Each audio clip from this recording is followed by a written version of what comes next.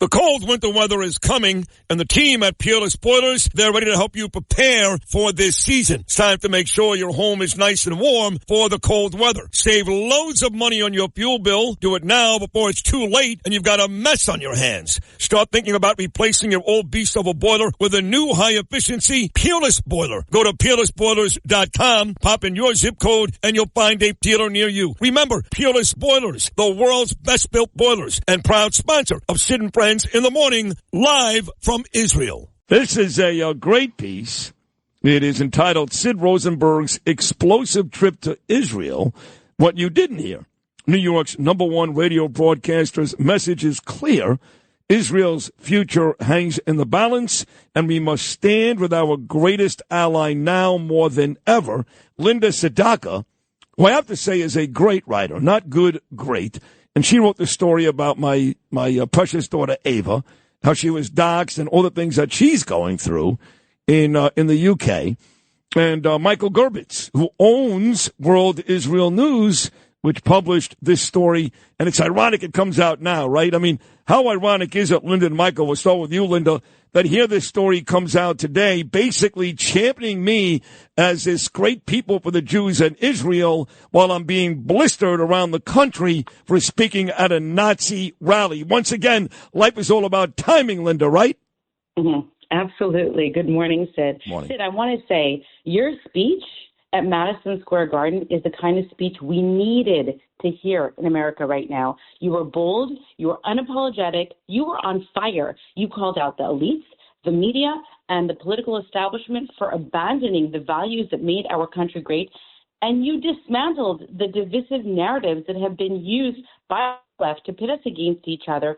To me and to so many others, you're a hero for those craving common sense. In fact, I want to rename you. I want to name you Sid the Patriot Hammer Rosenberg, because your speech was given with clarity, with conviction that resonates with so many of us. It was great. Well, that's a beautiful. I had no idea you were going to say that. I'm honored. You didn't pay me. No, I didn't. So you weren't offended by the fact that I said the F word 5 or 6 times?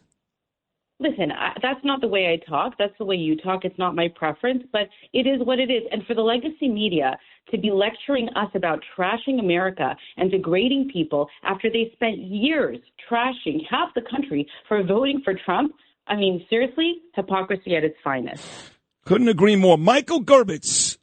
Michael came to visit us at jns.org in Jerusalem. He actually sat down, did a live interview on air with us during that great trip. And every time he came, he brought gifts. I don't know. I've got like 9 things from Gerbitz at my house right now, included gold-plated tallis, which is absolutely gorgeous. So, Mike, great to have you back. First, you guys did the terrific story on my daughter Ava. Now it's me, and I really can't thank you guys enough. This is a great story by Linda. Great. It's fantastic, and it was. I must say, it was great meeting you in person. I really enjoyed that, and my wife too. I have to say, one of the first things you said at MSG was they listened to me from Jerusalem, like you're listening to me. Well, I knew you were talking about my wife, and I told my wife, Bonnie, and she's like, he's talking about me, because she listens to you, like I told you, and you met her in person more than anybody else in this country. So you're live here, and you're alive, and you're live, and we love you. Thank you. And your wife is lovely, and it was fun meeting her. She really is a big, big fan of the show. That was terrific. And I did mean that, Michael. I mean, here it is again. You've got Hillary Clinton calling us a whole bunch of Nazis. And last night, if you don't know this, Rachel Maddow on MSNBC took one of my clips and then attached to it, juxtaposed it with the actual video from the 1939 Nazi rally. This is after I spent 2 minutes talking about my experiences in Israel, which you guys wrote about. How unbelievable is that? It's insane.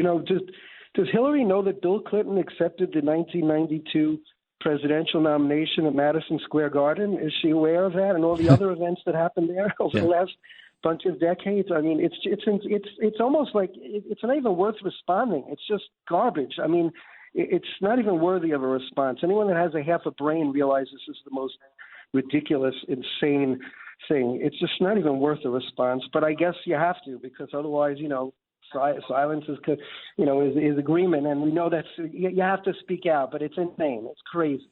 Yeah, it really is. So, Linda, I want to get back to the column for a second. One thing that you do really well, and I do a lot of columns. I'm in a million papers all the time, whether it's Israel, New York, doesn't matter.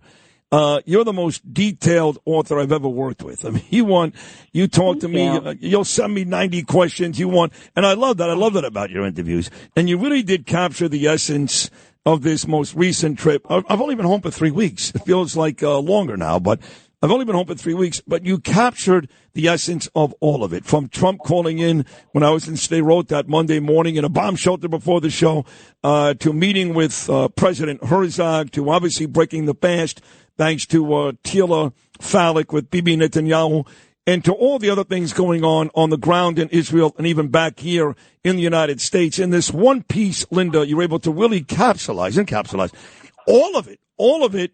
And I thought it was a tremendous job. Thank you so much. Sid, the thing is that you are not just a spectator. You were there to remind the world that we can't afford to forget the horrors, and that the ongoing threats that are currently facing Israel are very real. And you were there standing shoulder to shoulder with our greatest ally in a time of existential threat. It's a reminder that freedom and security is at risk, and that's why I wrote the piece. You know, they are at risk, and a lot of Jewish people, Linda, get angry with me. They mention the Torah, and they get very angry with President Trump because Trump said, hey, listen, if you don't vote for me and you leave this up to Kamala Harris, I can't promise you there's going to be a future for Israel. And people like Alex Trayman and my other friends, Alan Dershowitz, Rappaport, they go, no, we're going to be fine. And the truth is, I believe we would be fine because of Bibi. But on the other hand, there is this threat that is a real threat. I don't think when I say that or Trump says that, that's over the top. I just don't. No, you're 100% right. We are going to be fine. But let me just say, Trump, first of all, I sent in my ballot last night with someone who's traveling to the States. So we're voting here too, okay? Let's hope in New York State it has some value. Maybe that's a swing state. I don't know. I mean, you never know. But I feel like I want to just tell everyone that how important Israel will exist, but it's also important to have good friends, okay? God wants us to do our what we call hishtadlut. We have to try. We don't just sit back and say, let God run the show. We do our best. A guy like Trump, he recognized Jerusalem as the capital of Israel. He moved the embassy to Jerusalem, recognized Israeli sovereignty over the Golan Heights. He broke out of the Iran deal, stopped funding the Palestinian Authority. I can go on and on. Peace accords with Arab countries. I mean, that's it. I mean, if you're an Israel supporter, if you're a Jewish person and you care about Israel, or if you're a non-Jewish person and you care about Israel, or if you care about America, these are things that should have been done years ago, and only Trump did that. That is a reason enough to vote for him. There's a million other reasons, but right there, if you're pro-Israel, this is what we need to do. We need to get out and vote for the person that's done so much. He's done more than probably every other president combined for Israel. That's the truth. No, that is the truth, that Reagan did some good things, and so did Truman. But, Gerbitz, you live in Israel. Linda, you're in Brooklyn, not far from where I grew up. And I hate to break this to Michael. I know he knows this already. But the truth is, these Jews, like here in New York, they don't care about Israel. They don't. They act as if they do, and they're proud to be Jewish, and they go to their fancy shuls, whether it's Temple Emmanuel or all these other Fifth Avenue temples. But the truth is, they don't care about Israel. They care about where they're going in Dix Hills and their fancy houses in Deal, New Jersey, and all the money they make. But I care about Israel. You care about Israel. Gerbitz cares about Israel. The reason why Jews have no problem voting for Harris and an anti-Semite party and don't like Trump is they don't care about Israel. That's a fact. Yeah, it's true.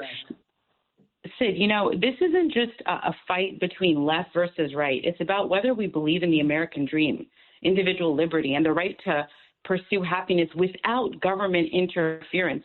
We've always been strongest when we stand united, whether it was fighting for independence, equality, or defeating fascism. And really now we're being called to rise again. America's not done. The flame still burns. The flame of liberty still burns. This is our moment. It's your moment. And the world needs to see what Americans are really made of. And if you care about law and order, you care about Israel, you care about securing our borders, Donald Trump should be the clear choice. His policies are about keeping America, Americans, and our allies safe. It's simple. It really is that simple. And so when people say to me, okay, well, if it's that simple, Sid, you're a smart guy, right? You just listed, like Linda Sadaka just did, 90 reasons why Trump is the clear-cut favorite. They go, then why will 70 or 80 million people still vote for Harris? Whether Trump wins or not, upwards of 70 million people will vote for Kamala. And I say, well, they hate Trump. And they go, it can't be that simple. I go, no, that's it. It is that simple. I've had people say to me, if Trump came up with the cure for cancer, the Democrats would say, he put doctors out of work. It doesn't matter what he does. They hate his guts. Bottom line, guys. Very true. Very, very true. But just, getting back to that Nazi thing, I can't live with this. I'm saying, like, the Nazis, who are the left-wing radical supporters of Hamas and Hezbollah in the United States, that the Democrats, the mainstream Democratic Party is kowtowing to. And we know who those people are. Those people are the Nazis because that's what Hamas and Hezbollah and Iran want to do. They want to exterminate the Jewish people, and they say it. They say it out loud. How does Trump and company come off as being the Nazis when it's the exact opposite? It's the left-wing radical Democrats that are literally have tons of Hamas and Hezbollah supporters among them that want to wipe out the Jewish people. Those are the Nazis. Everything, like this is we call it in Hebrew, olam hafuch. The world is completely upside down, topsy-turvy. Right is left, left is right. Nazis are righteous, righteous are Nazis. Everything is crazy, Sid. Everything is crazy. One thing is clear. Let's look at the facts. Let's look at what Trump did for Israel, for the Jewish people, and for the American people. Just look at the facts. I think that should be clear. It should be clear enough to everyone. Agreed, Mike. So, Michael Gerbitz, terrific job. Linda, on the way out, again, you wrote that really great story about Ava, how she was doxxed, what she's going through every day in the United Kingdom. She gets mad at me, my daughter, I know that, but she knows how much I love her.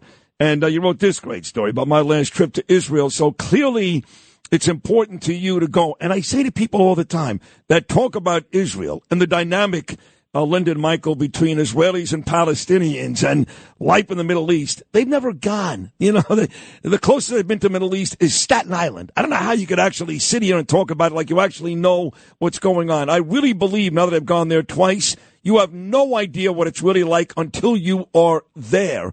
And I believe, Linda, you probably think the same thing, yes? Oh, absolutely. And not only that, I think it's a critical point to be made that Israel's fight is for the entire democratic world. Israel's on the front lines of the battle against forces that want to see not only its destruction, but the collapse of all nations that stand for peace, democracy, true women's rights, and human dignity. If you abandon Israel, it sends a message, in my opinion, to every rogue regime that the free world is ripe for the taking. Great point. Again, the column is Sid Rosenberg's Sid Rosenberg's explosive trip to Israel. What you didn't hear, New York's #1 radio broadcaster's message is clear. Israel's future hangs in the balance, and we must stand with our greatest ally now more than ever.